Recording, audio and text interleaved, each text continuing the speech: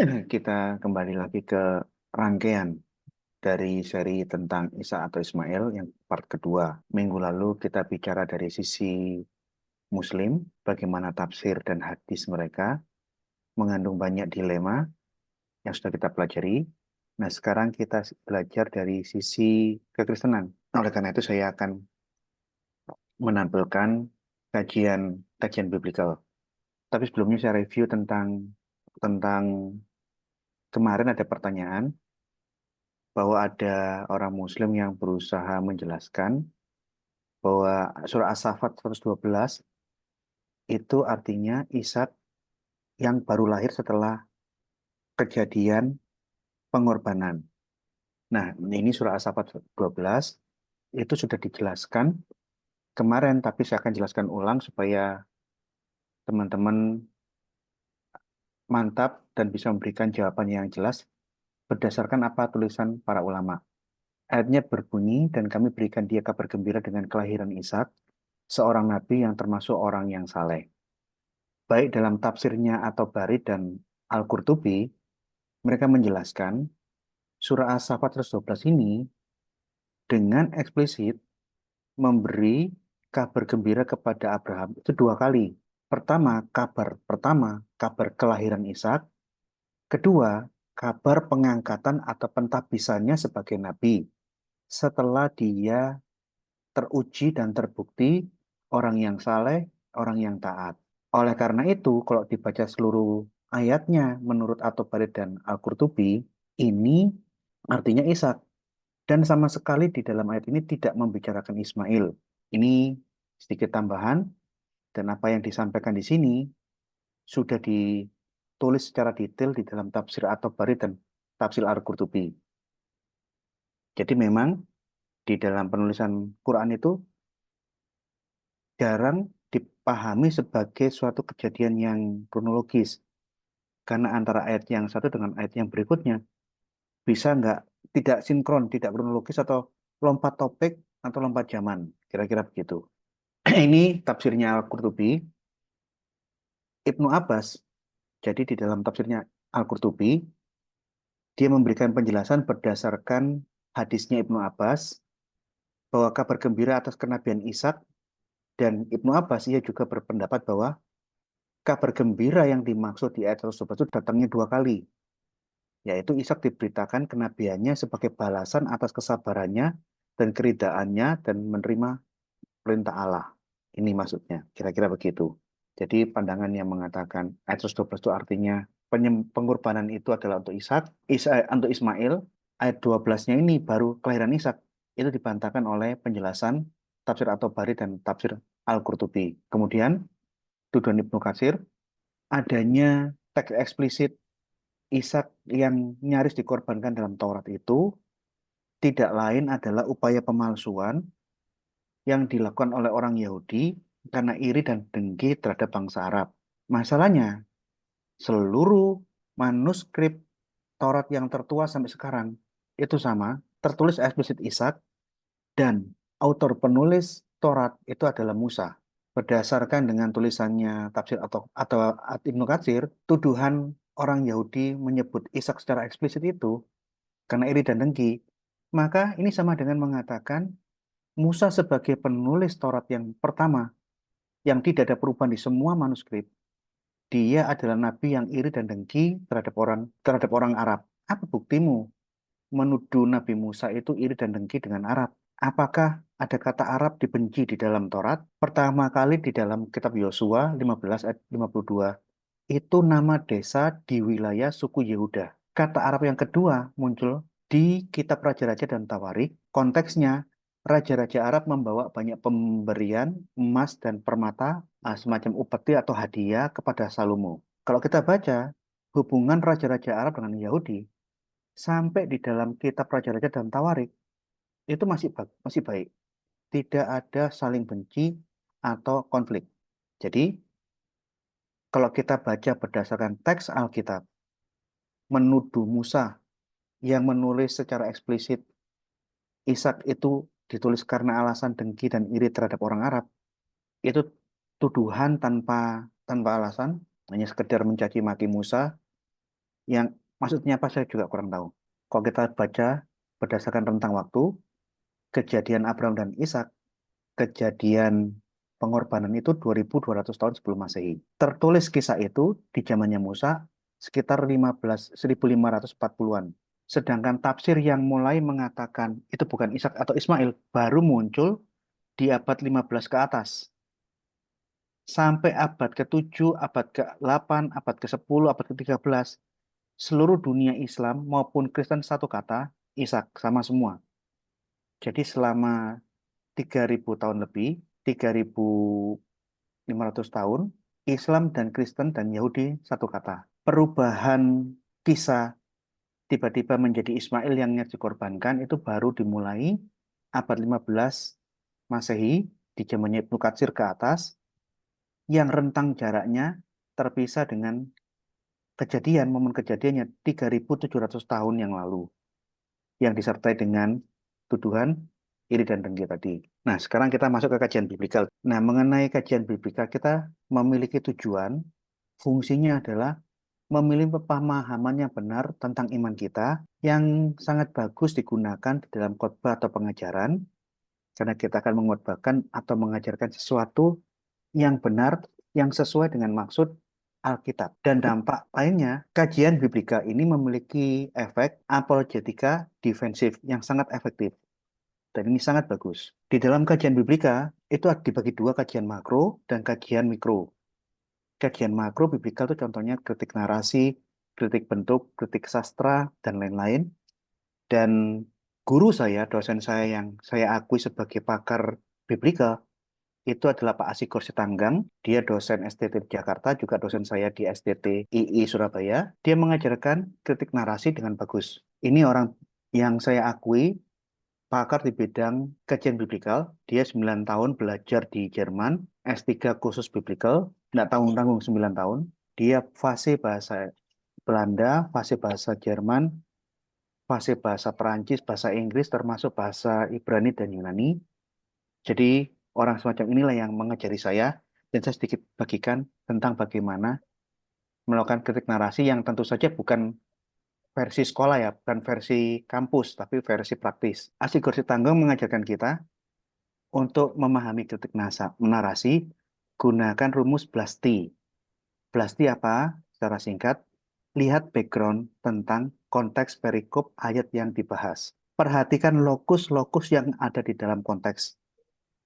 Kedua, perhatikan siapa aktor yang ada di dalam konteks tersebut, dalam perikop tersebut. Perhatikan setting. Kemudian perhatikan tempus atau time, waktu dari kronologis kejadian yang tercatat di dalam perikop yang sedang diteliti. Kemudian cermati kira-kira tema apa yang ada di dalam kajian yang sedang diteliti. Ini Blasti. Tentu saja saya nggak akan mengajarkan Blasti secara detail. Saya hanya melakukan kajian kritik narasi yang kelas ecek-ecek lah, kelas praktis. Karena toh saya tidak berani mengatakan diri saya ini adalah pakar biblika, tapi setidak-tidaknya saya tidak ngawur di dalam melakukan uraian yang akan saya jelaskan di sini. Ada guidance-nya, ada parameter dan koridornya. Kemudian ada kajian yang namanya mikrobiblika. Ini kajian yang lebih spesifik, yang lebih kecil, tapi ini yang paling rumit. Di dalamnya ada kajian grafik teks, ada kajian morfologi, ada kajian Hebrew Greek accent, ada action chart, ada lexical analysis. Ini kajian-kajian filologi yang sangat rumit, yang menggali makna teks Alkitab supaya kesimpulan yang kita ambil jangan sampai keluar dari apa yang tertulis yang dimaksudkan oleh penulis, apa yang dimaksudkan oleh teks. Ini kira-kira begitu. Dan guru saya yang saya akui orang pakar, ini pakar banget, itu Pak Dr. Philip Suciadi atau Pak Philip Jia. Saya bersyukur saya ketemu dengan orang-orang yang hebat-hebat seperti ini, yang layak disebut sebagai pakar-pakar biblika. Dia melakukan kajian disertasi doktoralnya dalam kajian kritik teks. Dia kumpulkan, teliti semua manuskrip-manuskrip kuno, disertasinya sangat tebal, dan di saat dia menyusun disertasinya, dosen-dosen senior di universitas di Amerika mengatakan kepada Dr. Philip Suciadi ini, saya sudah melakukan penelitian yang mirip dengan yang kamu teliti itu 250 tahun dan belum selesai. Kamu bisa menyelesaikan penelitian yang begitu rumit setebal ini dalam waktu 2 tahun. Ini orang-orang hebat.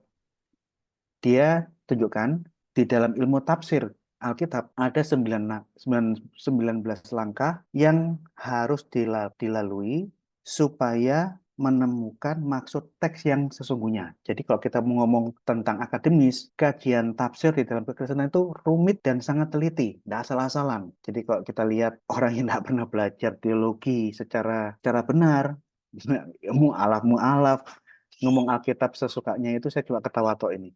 Mereka hanya sedang bermain sandiwara atau berlagak yang tidak sesuai dengan kapasitasnya. Ada saringan pertama, kajian tekstual criticism, morfologi, Hebrew accent, lexical analysis, grammar, verbal aspek, action sat, sintaksis, genre. Ini sudah masuk ke kajian makronya. Jenis kitabnya, genrenya apa, literary struktur literalisnya apa, diskursus, analisis wacana, konteks, diagram, canonical approach, intellectuality, historical background of book, kajian latar belakang dari kitab yang sedang diteliti, yang sedang dipelajari, socio-cultural background around the book, bagaimana kultur sosial dari latar belakang buku yang sedang diteliti, sosiolinguistik analisis, allusion, dan echo. Jadi dunia tafsir Alkitab itu tidak sesederhana yang disampaikan di dalam panggung sandiwara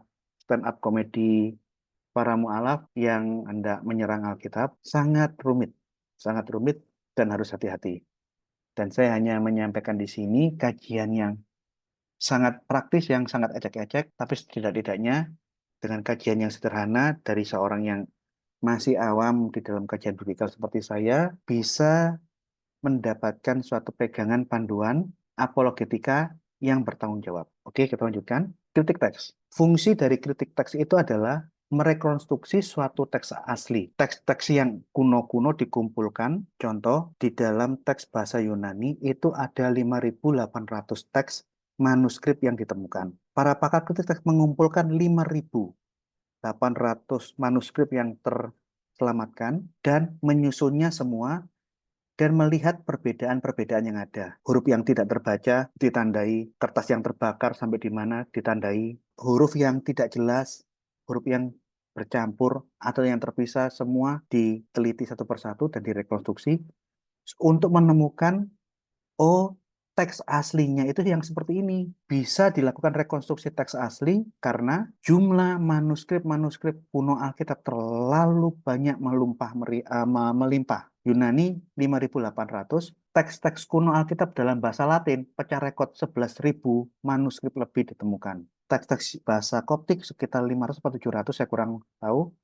Teks-teks bahasa Aramaik dari yang paling kuno sampai yang kemudian itu ada beberapa ribu. Jikalau semua teks-teks kuno ini, teks Ethiopia, teks Mesir, teks Koptik, teks Pesita, teks Aramaik, teks Yunani, teks bahasa Latin kuno dikumpulkan, terkumpul 22.000 lebih manuskrip Alkitab kuno. Yang itu diperbandingkan dengan sekian banyaknya data yang kita miliki, kita bisa merekonstruksi, oh, teks asli Alkitab sesungguhnya itu seperti ini bunyinya. Harus menggunakan semua naskah kuno. Jadi kalau misalnya kajian PL Ibrani, harus menggunakan berbagai macam kodeks Ibrani yang ada. Kodeks Aleppo, naskah Damaskus, Biblika Hebraica, Leningrad, Turgetensia, termasuk manuskrip-manuskrip minor dikumpulkan, dibandingkan dengan teks Taurat Samaria, bandingkan dengan perjanjian lama dari Qumran, semuanya dikumpulkan, termasuk Vulgata dan yang lain-lain. Ini bahan-bahan kritik teks. Nah, jadi yang saya sampaikan di sini tentu tidak serumit tentang aturan yang berlaku. Saya hanya melakukan kajian tingkat kulit, tingkat ecek-ecek, tingkat yang sederhana. Untuk kepentingan praktis apologetika. Ini contoh. Saya punya dokumen sebelah kiri itu manuskrip-manuskrip Alkitab bahasa Koptik. Di sebelah kanan saya ini, saya punya naskah Taurat Samaria dalam teks Samaria. Saya hanya punya dua, ya maklum karena saya ini masih orang ecek-ecek. Kitab-kitab kuno yang saya miliki ya hanya sekedar ecek-ecek aja lah. Tapi seenggaknya saya memberikan contoh, kira-kira semoga ada penonton yang terangsang untuk gemar melakukan koleksi dokumen untuk melakukan kajian-kajian yang seperti saya lakukan. Kalau orang nggak teliti matanya, dia akan menyangka ini Alkitab bahasa Yunani karena memang huruf Koptik dengan Yunani itu sama. Enggak, ini huruf Koptik. Huruf Koptik itu huruf Yunani yang dipakai orang-orang Mesir dengan tambahan sekitar 7 abjad tambahan. Kalau kalau memahami teks-teks Koptik dan perbandingannya dengan teks-teks Yunani, itulah yang membuat di dalam dunia kritik teks Alkitab Perjanjian Baru dibagi dua, naskah Alexandria dengan naskah Byzantium. Keduanya sama, secara isinya sama, hanya cara penulisan teks-teksnya itu, naskah Alexandria ada beberapa abjad yang ditulis di dalam abjad Koptik. Meskipun kalau dibaca itu bahasanya bahasa Yunani, tapi abjad yang dipakai itu ada satu dua yang menggunakan abjad Koptik. Ini di sebelah kiri itu manuskrip Kitab Keluaran 31, di sebelah kanan ini manuskrip Koptik tentang Kitab Mazmur. Kumpulan perbandingan naskah-naskah perjanjian lama dalam bahasa Ibrani sudah diterbitkan oleh LAI. Tapi ini masih versi yang lama. Ini contohnya. Ini contoh Hebrew Bible dengan kritik aparatus. Tujuan kajian biblikal, kita semua bisa memahami Alkitab dengan benar dan tidak asal ngomong, kayak contohnya seorang pakar biblika, katanya pakar dokter biblika mengajarkan Tritunggal itu sesat bidat. Saya coba geleng-geleng.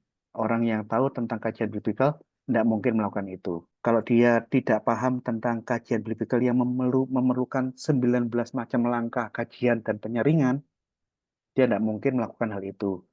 Kecuali dia bukan pakar biblika, tapi sok-sokan ngaku biblika, sehingga di dalam kesimpulan-kesimpulan yang dipakai karena dia kurang baca buku, kurang ilmu biblika yang begitu rumit, sampai-sampai dia mengatakan kajian doktrin Tritunggal adalah beda. Dia harus paham minimal narasi ayat yang kita baca, yang sedang dibaca. Kajian mikro memahami maksud dari teks yang dibaca. Dampaknya bisa dipakai untuk kepentingan apologetika meskipun tujuan utamanya untuk memberikan penjelasan yang benar tentang konteks perikop yang dibaca. Kajian biblika juga bisa menjadi alat untuk menjawab tuduhan polemikus Muslim termasuk Ibnu Katsir tentang Musa penulis Taurat yang mengatakan Ishak itu iri dan dengki, penipu. Saya nggak akan jelaskan plastis secara detail di sini. Di dalam uraian yang berikut ini, yang akan disampaikan di sini, saya hanya akan menunjukkan tempus-tempus penting tentang kisah Ishak. Saya akan mengajak para teman-teman di sini melihat tanda-tanda usia yang disebutkan di dalam teks, memperhatikan momen-momen penting di dalam teks yang sedang kita diskusikan malam hari ini, perhatikan usia Abraham Ismail saat setting penyunatan dan ya kira-kira seperti itulah. Jadi ini kajian plasti yang untuk pemula, bukan hanya pemula ya, untuk tingkat praktis. Momen penting. Lihat setting kejadian. Saya mulai dari yang paling awal tentang kisah Ishak di Kejadian 17 ayat 23. Setelah itu Abraham memanggil Ismail, anaknya, dan semua orang yang lahir di rumahnya. Juga semua orang yang dibelinya dengan uang, yakni setiap laki-laki dari isi rumahnya. Lalu ia mengerat kulit katan mereka pada hari itu juga, seperti yang telah difirmankan Allah kepadanya. Ini settingannya adalah penyunatan yang dilakukan Abraham di rumahnya untuk dirinya dan semua orang yang ada di rumahnya, termasuk Ismail. Abraham berumur 99 tahun ketika dikerat kulit katanya. Di setting penyunatan ini ada informasi usia Abraham 99 tahun ketika disunat. Dan Ismail anaknya yang disunat di hari itu juga berumur 13 tahun ketika disunat. Nih, pada hari itu juga Abraham dan Ismail anaknya disunat. Jadi pada saat proses penyunatan, Abraham 99 tahun, Ismail 13 tahun. Perhatikan ini. Sekarang kita masuk ke kejadian pasal 21. Di saat Ishak lahir, maka mengandunglah Sarah, lalu ia melahirkan seorang anak laki-laki bagi Abraham pada masa tuanya, pada waktu yang telah ditetapkan sesuai dengan firman Allah kepadanya. Abraham menamai anaknya yang baru lahir itu Ishak, yang dilahirkan Sarah baginya. Kemudian Abraham menyunatkan Ishak anaknya itu ketika berumur 8 hari seperti yang diperintahkan Allah kepadanya. Adapun Abraham berumur 100 tahun ketika Ishak anaknya lahir baginya. Jadi di saat Ishak lahir dan disunat, usia Abraham 100 tahun. Oleh karena itu, kita bisa menghitung selisih usia Ismail dan Ishak di saat Abraham 99 tahun, usia Ismail 13 tahun. Di saat Abraham 100 tahun, Ishak baru lahir. Jadi, di saat Ishak berumur 1 tahun, selisih usia dengan Ismail 13 tahun. Kalau Ishak umurnya 1 tahun, Abraham 101 tahun. Selisihnya 14 tahun. Sampai sini dipahami dulu ya. Selisih Ishak dan Ismail 14 tahun, lebih tua Ismail. Oke, kita lanjut, teman-teman. Perhatikan setting momen-momen penting dari kisah Ishak di dalam Alkitab. Setelah Ishak lahir, ada catatan di dalam Alkitab, bertambah besarlah anak itu dan ia disapi. Artinya dia bukan hanya bayi yang baru lahir, infant, tapi dia mengalami pertumbuhan sampai ia disapi, sampai dia tidak lagi menetek pada ibunya. Lalu Abraham mengadakan perjamuan besar pada hari Ishak disapi itu. Perhatikan, usia anak disapi di zaman kuno sekitar 2-3 tahun. Dan di dalam bahasa Ibraninya, sekalipun tidak ada usia yang dicantumkan, kata anak di dalam bahasa Ibrani itu bisa memberikan kisaran kira-kira usia. Ini akan saya jelaskan ya. Jadi, Ishak disapi. Kejadian ini menandakan dia usianya sekitar 2-3 tahun. Ayat 9, di saat disapi, pada waktu itu, Sarah melihat bahwa anak yang dilahirkan Hagar, perempuan Mesir itu bagi Abraham, sedang main dengan Ishak anaknya sendiri. Bahwa Ishak sudah bisa berjalan, bermain, ya memang karena dia usianya sudah sekitar 2-3 tahun, dan bermain dengan Ismail, kakaknya, yang terpaut 14 tahun. Nah, di dalam kalimat sedang bermain ini, itu adalah metsahek. Artinya dia sedang mengolok-ngolok, menertawai, atau dalam bahasa sekarang itu sedang membuli adiknya, anak apa Ishak. Karena Sarah melihat Ismail itu sedang mengolok-ngolok, bercanda, dalam konteks bercanda, mengata-ngatailah atau memberikan julukan-julukan yang lucu, yang apa untuk untuk Ishak. Sarah sakit hati, nggak terima. Kok berani ya kamu ngilok-ngilok no Ishak, kira-kira gitulah. Oleh karena itulah, peristiwa permainan antara Ishak dengan Ismail menimbulkan sakit hati dan kebencian Sarah. Berkatalah Sarah kepada Abraham, usirlah hamba perempuan, usirlah hamba perempuan itu beserta anaknya, sebab anak hamba ini tidak akan menjadi ahli waris bersama-sama dengan anakku Ishak. Ini konteksnya seperti itu. Karena dia tersinggung.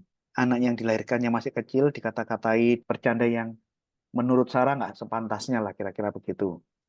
Kamu budak, anak budak kok berani-beraninya ngomong seperti itu kepada anak saya, anak majikan, kira-kira begitu. Di dalam setting marahnya Sarah, yang akibatnya Hagar diusir dari rumah Abraham bersama Ismail, ini tolong diperhatikan, karena momen ini, setting ayat ini, seringkali dijadikan pintu serangan dan tuduhan Alkitab palsu oleh pihak polemikus Muslim. Polemikus Muslim sering salah paham tentang kisah ini. Kita baca kisahnya ya. Kejadian 21 ayat 14. Keesokan harinya pagi-pagi, Abraham mengambil roti serta sekirbat air dan memberikannya kepada Hagar. Ia meletakkan itu beserta anaknya di atas bahu Hagar. Ini terjemahan LAI. Ia Abraham meletakkan itu beserta anaknya di atas bahu Hagar. Kemudian disuruhnyalah perempuan itu pergi, maka pergilah Hagar dan menggembara di padang gurun Beersheba. Ini terjemahan LAI ya. Ketika air yang di Kiribat itu habis, dibuangnya lah anak itu ke bawah semak-semak. Di kisah ini, orang Muslim, polemikus-polemikus Muslim sering mencaci maki. Dia mengatakan, kisah anak yang nyaris dikorbankan adalah Ishak di dalam Alkitab itu adalah kisah palsu. Itu sisipan, itu tambahan. Karena buktinya adalah Kejadian 21 ayat 14. Mustahil Hagar menggendong Ismail yang 16 tahun. Iya, Abraham meletakkan itu, roti dan air, beserta anaknya di atas bawah Hagar. Saya pernah melihat suatu polemikus Muslim di YouTube, dia menertawakan sambil mimiknya mengejek. Tidak mungkin ayat ini terjadi. Kenapa? Usianya Ismail itu sudah sekitar 16-17 tahun. Jikalau Ishak disapai 2 tahun, maka usia Ismail 16 tahun. Hagar menggendong Ismail di pundaknya di saat Ismail berusia 17 tahun. Jadi bisa jadi Hagarlah yang digendong oleh Ismail. Ini loh bukti ayat itu palsu. Ini contoh kesalahpahaman ayat Alkitab yang dipakai oleh orang-orang Muslim yang diarahkan untuk menyerang dan mengatakan Alkitab itu palsu. Mustahil Hagar menggendong Ismail yang sudah berusia 16 tahun. Jangan-jangan malah terbalik Hagar yang digendong Ismail katanya. Kemudian ayat 15, mustahil anak yang umur 16 tahun itu dibuang. Nggak mungkin, dia sudah bukan bayi kok. Bagaimana dia bisa dibuang? Mengenai ayat 15, saya pernah berdiskusi dengan polemikus Muslim. Saya angkat buku, saya lempar. Di dalam imajinasimu, pengertianmu tentang Hagar membuang anak yang Ismail yang kehausan itu, seperti ini. Buku tak lempar gini. Kalau kamu memahami membuang anaknya itu seperti buku saya lempar begitu, ini tidak akan dilakukan oleh Hagar, entah Ismail itu waktu itu masih bayi yang baru lahir, ataupun dia anak-anak, ataupun umur 16 tahun. Karena tidak mungkin seorang ibu membanting, membuang anaknya seperti yang kamu bayangkan. Jadi kata membuang anaknya itu artinya meninggalkan karena tidak tahan melihat penderitaan anaknya yang sakit dan kehausan. Kira-kira begitu. Pihak polemikus Muslim yang salah memahami makna teks ayat. Terjemahan ayat ini bisa menjadi pintu masuk untuk menyerang keautentikan dan kebenaran Alkitab. Nah, oleh karena itu kita harus melihat teks aslinya supaya kita tahu maksud asli dari teks itu apa. Teks terjemahan itu hanya alat bantu, tapi di dalam poin-poin tertentu terjemahan itu bisa membingungkan, bisa menimbulkan salah pengertian, bisa bernada aneh. Jikalau mulai timbul problem-problem seperti itu, di saat itulah fungsi kajian Bibeker berlaku. Kembali ke teks aslinya. Wayiskem, ini bahasa aslinya ya, Wayiskem Abraham, dan bangunlah Abraham di waktu pagi, Baboker pagi-pagi, Wayikah memberikan, Abraham bangun pagi-pagi memberikan lehem roti, Wehemat dan sekantong kulit, mayim air, Wayitan, dan dia memberikannya El Hagar kepada Hagar. Syam meletakkan roti dan kantong air itu al-sikmah pada pundaknya, on her shoulder, waet hayelet, dan anak laki-laki itu. Jadi kalau kita baca teks aslinya, roti dan anggur itu ada banyak diletakkan di bahunya Hagar dan anak itu. Bukan berarti roti anggur beserta Ismail ditaruh di pundaknya Hagar, bukan. Teks asli tidak menjelaskan seperti itu. Teks asli dengan jelas menjelaskan roti dan air diletakkan pada pundaknya dan pada anak laki-laki itu. Wayesal heka, kemudian dan menyuruhnya mereka itu pergi. Send her away. Watelek, dan ia pergi. Wateta, dan mengembara. Bemidbar Bersheba, ke padang gurun Bersheba. Hagar mengembara ke padang gurun Bersheba, bukan ke Mekah. Bersheba itu di selatannya Israel. Alkitab tidak memberikan keterangan sedikit pun bahwa ada peluang kisah Hagar dan Ismail pergi ke Mekah. Tidak ada. Alkitab mengatakan dia pergi ke selatannya Israel, padang gurun selatannya Israel, padang Bersheba.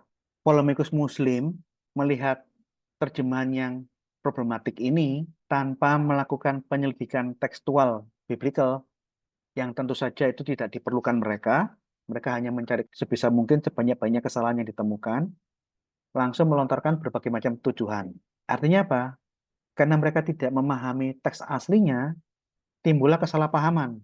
Bagaimana dengan kita orang-orang awam? Kalau kita tidak paham teks asli, ada cara praktis untuk mengatasi masalah ini. Lihat terjemahan perbandingannya. Ayat ini di dalam terjemahan LAI seperti apa? Kita lihat perbandingan terjemahan Alkitab versi yang lain. Ini contoh ya, saya tunjukkan ya. American Standard Version menerjemahkan, And Abraham arose early in the morning and took bread. Dan Abraham bangun pagi-pagi dan meletakkan roti dan sebotol air and gave it unto Hagar, dan menyerahkan kepada Hagar, putting it on her shoulder, dan meletakkan di bahunya, and give her the child, dan memberikan anak itu. Kita lihat terjemahan berikutnya. Sama, dan Abraham bangun pagi-pagi dan meletakkan roti dan sekantong air, and give it to Hagar, dan memberikannya kepada Hagar, meletakkannya pada pundaknya dan anaknya, anak itu, dan menyuruhnya pergi, dan dia pergi dan mengembara, wanders, mengembara di padang gurun Berseba. Terjemahnya NET, New English Translation. Sama, pada pagi hari Abraham mengambil beberapa makanan dan sekulit, ini kantong kulit ya, kantong kulit of water, dan memberikan kepada Hagar, meletakkannya itu di atas pundaknya, dan memberikannya anak tersebut, dan menyuruhnya pergi. Kemudian dia pergi mengembara tanpa tujuan melalui padang gurun Berseba. LEB ini Lexham English Bible. Sama, roti dan anggur yang diletakkan di pundak Abraham dan anaknya, dan disuruh pergi. Dengan melakukan perbandingan terjemahan dengan terjemahan Alkitab yang lain, kita bisa mengerti duduk persoalannya. Bagi yang tidak bisa membaca bahasa Ibrani dan tidak punya kamus bahasa Ibrani, kira-kira ini panduan praktisnya seperti itu. Kemudian ada juga implikasinya dari ayat itu. Bagian polemikus Muslim mempropagandakan Hagar itu putri Fir'aun, bukan budak. Itu adalah penghinaan yang merendahkan bangsa Arab, karena Ismail ini adalah bapaknya bangsa Arab. Dan menurut polemikus Muslim Menahem Ali, Hagar itu putri Fir'aun, orang yang mulia. Jadi kata di dalam Alkitab Hagar adalah budaknya Sarah, itu adalah pelecehan dan penghinaan yang jelas kepada bangsa Arab. Ini katanya Menahem Ali. Dia menggunakan data dari Midrash. Di dalam Midrash, memang tafsir Yahudi di abad 3 sampai 6 Masehi mengatakan Hagar adalah putri Fir'aun. Dan tafsir Yahudi di dalam Midrash ini yang dipakai Menahem Ali untuk memperkuat opini Alkitab itu palsu dan punya tendensi merendahkan bangsa Arab. Ini yang disampaikan oleh Menahem Ali di dalam postingannya di YouTube. Saya ingin beda jarak Midrash yang baru muncul di dalam tafsir-tafsir rabbinik itu abad 2 sampai abad 6 Masehi, itu terpaut jaraknya dengan catatan Taurat pertama kali itu 1700 sampai 1900 tahun dibanding zamannya Musa. Jadi wajar dong kita skeptis bagaimana dapat dipercaya di mana tafsir Hagar putri Firaun tidak pernah muncul di dalam dokumen apapun sebelum Masehi, baru muncul di rentang waktu 1700 sampai 1900 tahun kemudian. Ini tafsir yang bermasalah, saya jelaskan. Ini kritikan terhadap tafsir rabbinik Midrash dan Menahem Ali. Jikalau Fir'aun memberikan putrinya, putri kaisar, putri penguasa dunia di zamannya Musa, kepada Sarah, untuk jadi babunya Sarah, jadi budak, ini aja sudah tidak mungkin. Anak kaisar Mesir, anak kaisar dunia kuno, dianiaya, diusir pergi mengembara di padang gurun yang kering kerontang di Berseba, sampai hampir mati, kekeringan, tidak bisa minum sampai ditolong malaikat.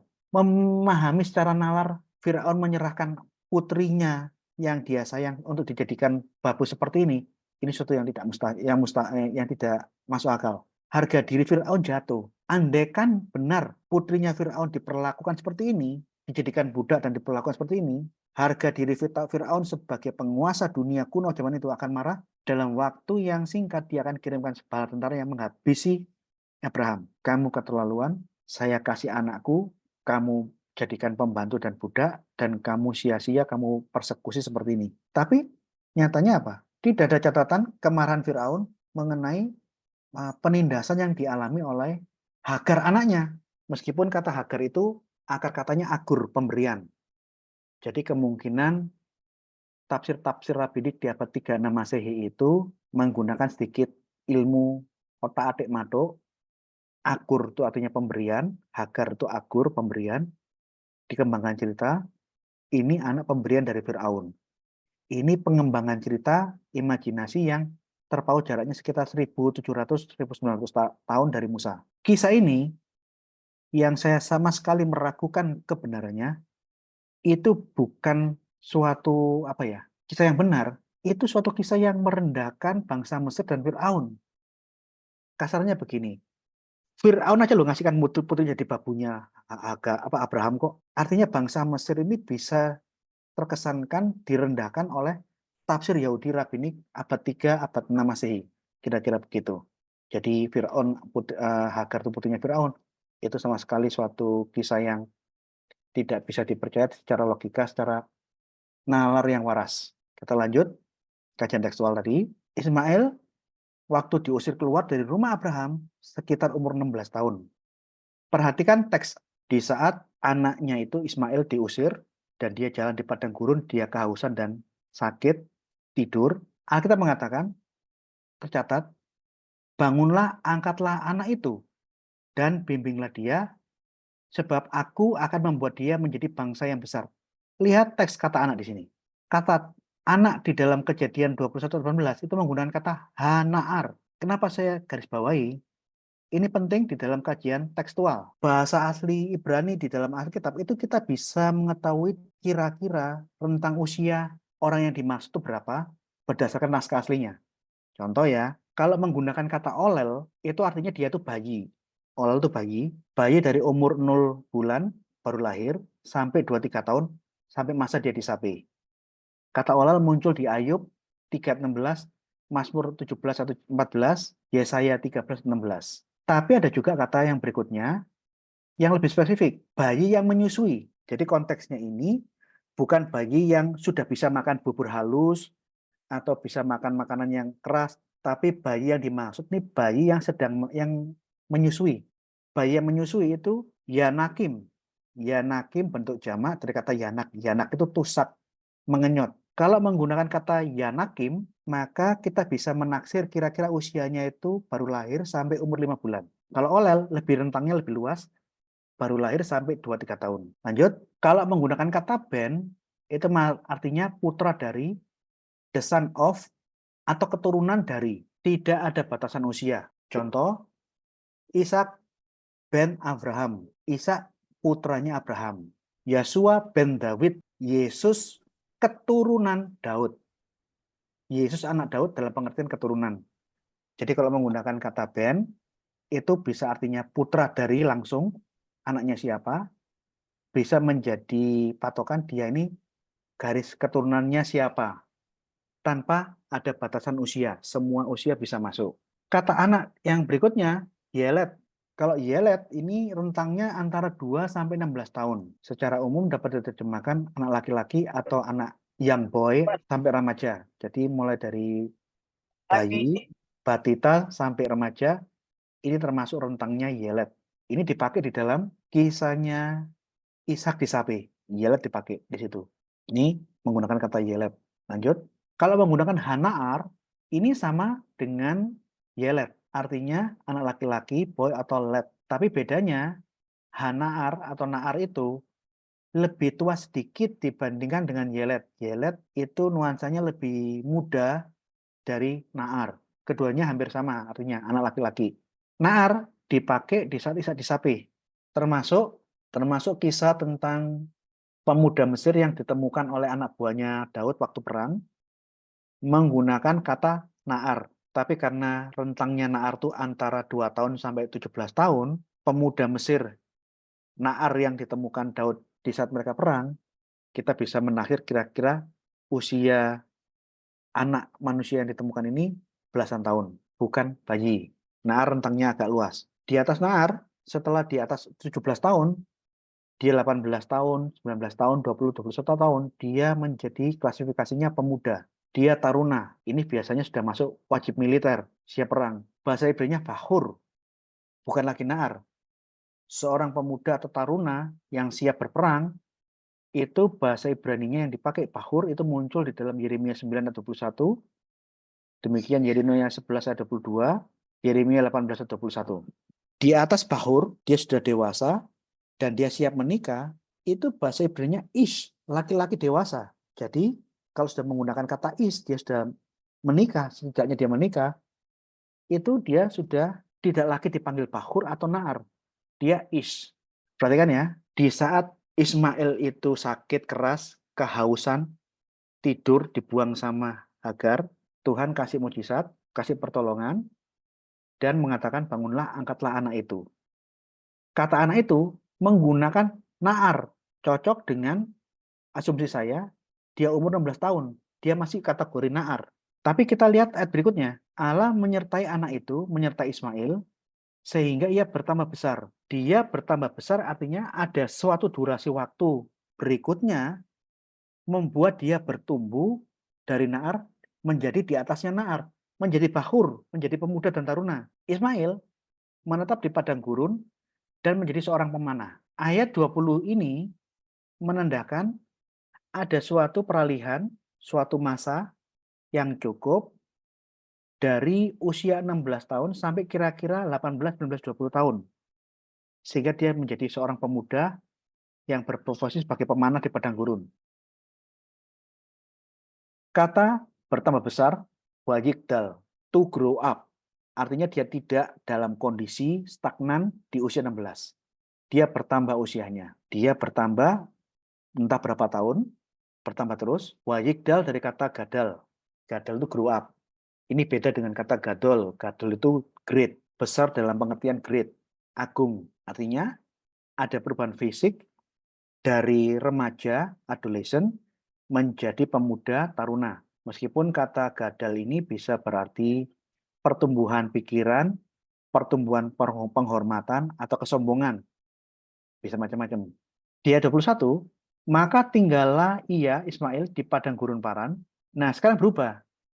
Beersheba itu padang gurun di selatannya Israel. Dari Beersheba, dia mengembara terus sampai ke padang gurun Paran. Posisi setting background Paran ini bukan lagi di selatannya Israel. Paran itu di selatannya Jazirah Sinai. Sudah dekat ke Mesir. Ya, bagian Mesir di selatannya Sinai bagian selatan. Di saat mereka berjalan terus sampai ke menetap di padang gurun ke Paran, Hagar mengambil seorang istri baginya dari tanah Mesir. Karena memang Paran dengan apa namanya daerah Alexandria dengan Mesir itu berdekatan. Paran di seberang barat laut Jazirah Sinai. Di saat Ismail menikah, dia bukan lagi bahur, bukan lagi pemuda, dia menjadi laki-laki dewasa. Itu bahasa Ibrani-nya ish. Tidak mungkin Ismail yang sudah dewasa dan menikah dipanggil bocah atau nar, tidak mungkin. Ini yang saya bilang pentingnya kajian kritik teks yang dipakai. Istilah apa yang dipakai karena di dalam bahasa Ibrani penyebutan kategori manusia itu dapat diketahui rentang usianya berdasarkan istilah yang dipakai. Pada waktu Ismail tinggal di padang gurun Paran, dewasa dan menikah, dari Na'ar berubah menjadi Bahur, Bahur sampai menikah menjadi Is, ada kisah paralel yang sama yang terjadi di Abraham. Alkitab menjelaskan di dalam Kejadian 21-31, lalu Abraham menanam sebatang pohon tamariska di Beersheba dan memanggil di sana nama Tuhan Allah yang kekal. Dan masih lama Abraham tinggal sebagai orang asing di negeri orang Filistin. Di saat Ismail mengembara dari Beersheba selatan Israel sampai ke barat lautnya Sinai, Abraham di dalam Alkitab tercatat tinggal di negeri orang Israel dan tinggalnya agak lama.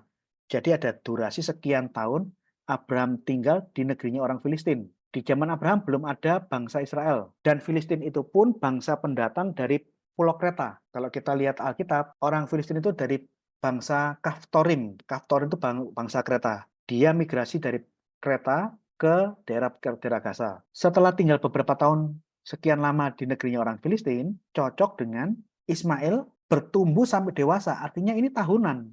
Ismail diusir 16 tahun, dia tinggal bertahun-tahun.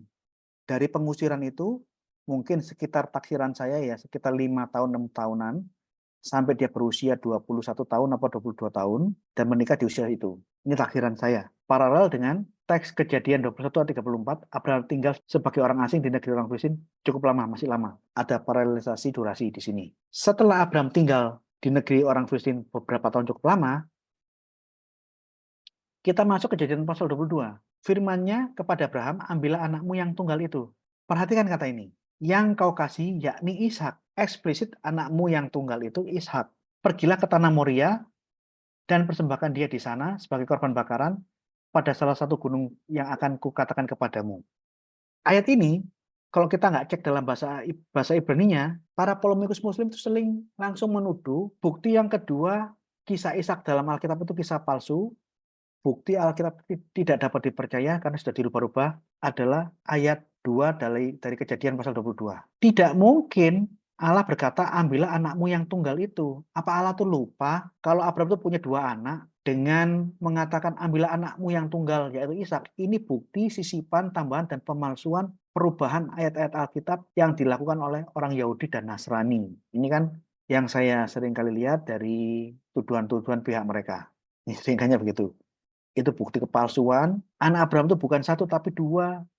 Yang pertama Ismail, yang kedua itu Ishak. Masa Allah itu lupa? Bro, di ayat 22, Ismail sudah diusir 6 tahun yang lalu. 5-6 tahun yang lalu, Ismail sudah diusir.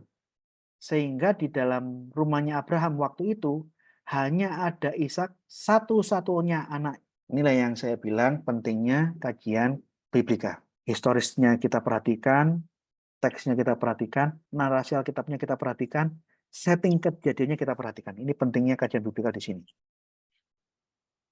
Apakah teks asli Alkitab menguatkan dugaannya orang Muslim? Harusnya Ismail yang dewasa atau Na'ar? Kita akan cek.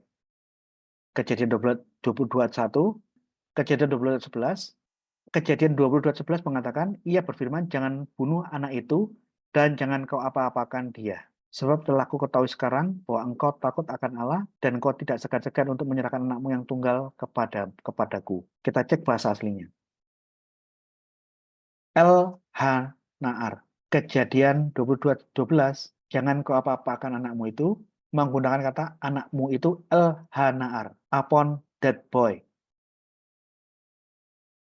Wayomer, dan dia berkata, Eltislah yadeka, tanganmu, yadeka itu yad, akhiran ka, yadeka itu tanganmu, El-Ha-Na'ar, atas anak itu. Anak yang akan disembelih Abraham menggunakan kata Na'ar.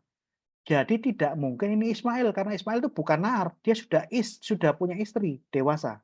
Kata Na'ar hanya cocok diterapkan ke Ishak, karena memang di momen ini, di saat Ismail berusia 21 tahun, 22 tahun, posisi usia Ishak sekitar 7-8 tahun.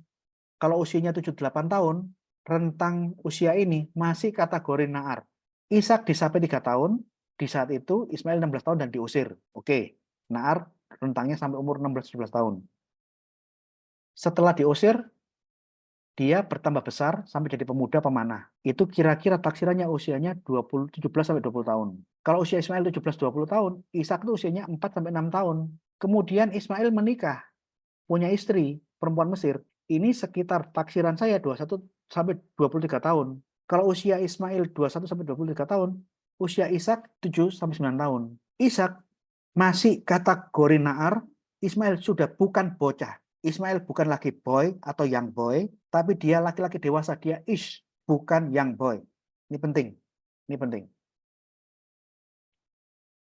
Jadi, fakta biblikal Alkitab yang nyaris dikorbankan itu bocah, young boy, Na'ar.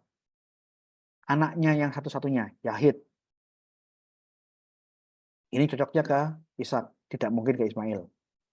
Kesimpulan, selain di dalam Alkitab tertulis eksplisit kata Ishak, semua narasi Alkitab sangat mendukung suatu kesimpulan yang sama, baik kronologisnya mustahil Ismail, Sinai, teks asli menutup peluang Ismail yang dikorbankan. Dia laki-laki dewasa, bukan Na'ar. Ini menutup pintu rapat-rapat, tidak ada peluang sama sekali. Na'ar hanya cocok dengan Ishak, menguatkan kata eksplisit anakmu yang tunggal itu yakni Ishak. Karena di momen itu, Ishak masih berusia antara 7-8 tahun. Masih di dalam rentangnya Hanaar. Kesimpulannya, dengan kajian biblikal malam hari ini, kita bisa melihat Alkitab membuktikan dirinya sendiri bahwa tidak ada peluang yang lain. Bahwa memang hanya Ishaklah satu-satunya anak yang ada saat itu, karena yang lain sudah diusir 6 tahun yang lalu, dan usia Ishak waktu itu memang masih anak-anak, masih dalam kategori Hanaar. Ini loh yang saya maksud pentingnya kajian biblika. Kajian biblika seperti ini, tujuan utamanya bukan untuk yang macam-macam, menjelaskan kebenaran Alkitab yang mempunyai dampak sebagai defensif apologetika. Defensif apologetika itu maksudnya kita tidak melakukan serangan apapun, kita hanya menjelaskan apa kata kitab suci kita sendiri berdasarkan teks asli Alkitab, supaya orang yang salah paham bisa diluruskan kekeliruannya. Ini defensif apologetika. Tapi dampaknya luar biasa.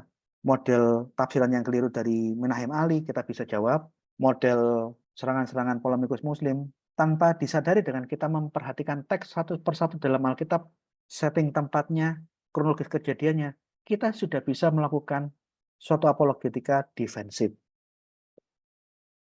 Alkitab sangat detail dan terperinci dalam memberikan kisah-kisahnya, bahkan istilah yang dipakai itu pun sangat spesifik, yang tidak pernah kontradiksi dengan kisah secara umum. Kemudian, Alkitab tidak seperti kitab suci yang lain, yang ngomongnya lompat-lompat, dia ngomongnya selain detail dan terperinci, dengan bahasa yang sangat spesifik, menuliskannya berdasarkan urut-urutan yang sangat kronologis, memudahkan kita bisa mengikuti alur cerita dari awal sampai akhir dengan baik. Ya, inilah kajian biblika malam hari ini. Jadi kalau kita mempelajari Alkitab dengan menggunakan kajian biblikal, keraguan atau serangan terhadap Alkitab bahwa itu bukan Ishak dengan berbagai macam tuduhannya dapat terbantahkan. Hanya menggunakan kajian biblikal. Ini kajian yang sangat penting, baik untuk berkhotbah maupun untuk mengajar, termasuk dampak tidak langsungnya sebagai apologetika yang defensif. Kira-kira demikian.